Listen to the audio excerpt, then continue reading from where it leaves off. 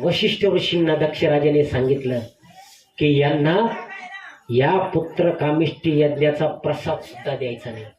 दक्षिणा वाटायला सुरुवात झाली. सगळ्या देवांना दक्षिणा वाटली.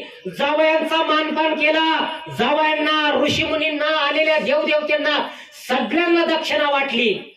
महादेवांना वाटली नाही. बघा, चार चौकात जर सगळ्यांना टोपी उपरणे दिले आणि तुम्हाला जर सगळ्यांना दिले, शेजारी तुम्हाला जर तसं ठेवलं तर तुमचा किती मोठा अपमान आहे. महादेवांना काहीच दिलं नाही. बरं, एवढं करून दक्षराजा थांबले नाही. दक्षराजाने तो यज्ञाचा प्रसाद सुद्धा महादेवांना दिला नाही. महादेवांना वाटलं काही हरकत नाही, राग आलेला आहे, शांत व्हाय, सगळे गेल्यावर का होईना आपल्याला देईन, पण दिलं नाही. बरं, तिथं नंदी महाराज होते, शिवगण. आता तिथं नंदी महाराज होते. नंदी महाराजांना आपल्या यष्टांचा, आपल्या देवाचा अपमान कस काय सहन होईल.